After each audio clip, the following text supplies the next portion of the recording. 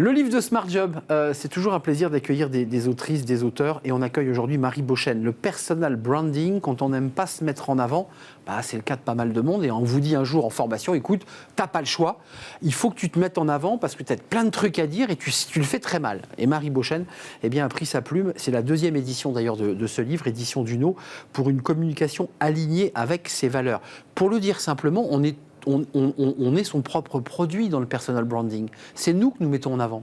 Tout à fait. C'est un investissement sur soi. Et il faut bien avoir en tête qu'on a tous et toutes une marque personnelle. La question, c'est est-ce qu'elle est correctement identifiée et valorisée. Donc ça, c'est un travail, c'est une compétence qui se développe. C'est normal de ne pas être très à l'aise avec le sujet de prime abord, mais c'est aussi pour ça que j'ai écrit ce livre, pour apporter un certain nombre de méthodologies aux personnes qui souhaiteraient mieux se présenter, mieux se mettre en avant, valoriser leur travail, leur profil.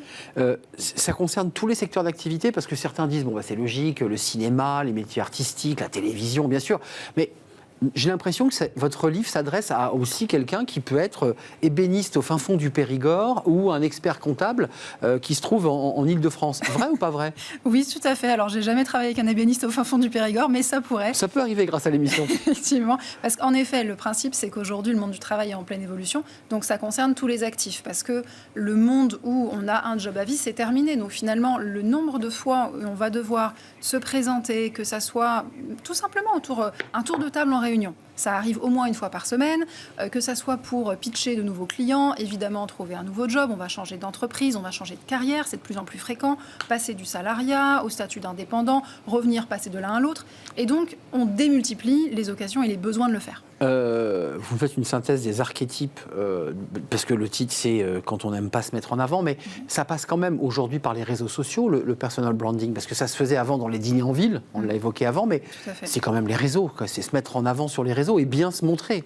Alors, je suis très contente que vous abordiez le sujet parce que justement, c'est un raccourci qui est très fréquent et que j'essaye aussi de démonter un petit peu dans le livre parce que pour moi, les réseaux sociaux, c'est la partie émergée de l'iceberg en fait. C'est-à-dire que c'est ce qu'on voit et donc on a l'impression qu'aujourd'hui, personal branding égale influence, visibilité sur les réseaux sociaux. Et c'est pas que ça alors? Ce n'est pas que ça.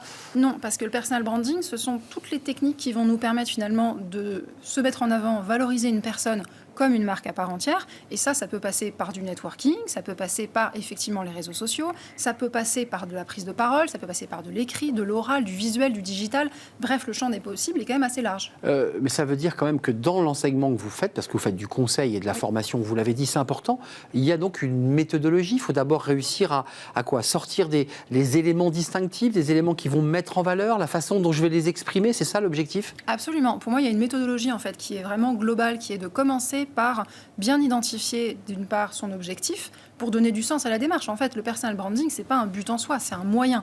Pourquoi je veux faire du personal branding? Est-ce que c'est parce que je veux des clients? Est-ce que c'est parce que je veux une part de voix dans mon secteur? Est-ce que c'est parce que je veux un nouveau job? Peu importe, toutes ces raisons sont valables.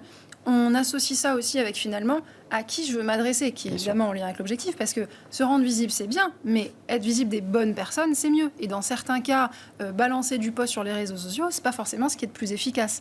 Donc la notion d'audience est très importante. Et le dernier point que je traite beaucoup en profondeur dans le livre, c'est la notion de force individuelle. On a toutes et tous des talents. Savoir la faire émerger. Exactement, la faire émerger et savoir comment on va communiquer. Parce que la communication, c'est des images, c'est des mots, c'est du visuel, c'est de l'oral, c'est tout un tas finalement de manières de communiquer. C'est de l'interpersonnel aussi. Des gens qu'on connaît rencontrent une nouvelle personne, sont à l'aise immédiatement. C'est un talent qu'on peut exploiter. Donc se dire non, je vais me forcer à publier sur les réseaux sociaux alors qu'on a un talent sur le relationnel extraordinaire, c'est quand même dommage. Surtout si l'objectif c'est de trouver un job, a priori c'est plus efficace. Donc on voit bien qu'à travers ce livre, c'est quand même, vous ouvrez beaucoup de portes. C'est très protéiforme ce concept de personal branding. Ça peut effectivement être une manière de se mettre en avant à l'oral et pas seulement sur les réseaux. Et ça, vous allez l'adapter, j'imagine, et vous nous l'expliquez, en fonction des besoins et des personnalités. C'est ce qu'on entend. Absolument. Donc le fil rouge est le même pour tout le monde. Donc objectif, introspection, construction d'un socle de marque personnelle, puis stratégie de mise en visibilité, qui elle va être variable en fonction de la personne.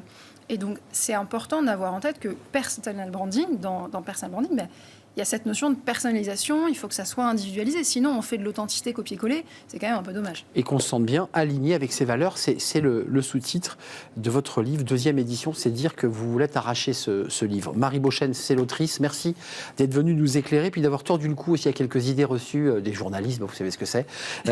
C'est édité chez Duno, le personal branding. Voilà, on voit la couverture. Merci Marie. Merci Arnaud. L'émission est terminée. C'est un vrai plaisir de partager ce moment, évidemment, comme à chaque fois, avec mes invités, avec vous et avec l'équipe. Merci à Angèle à la réalisation, merci à Saïd au son et merci à l'équipe de programmation, Nicolas Juchat et Alexis Mathieu, évidemment. Merci à vous. Je vous dis à très très bientôt. Bye bye.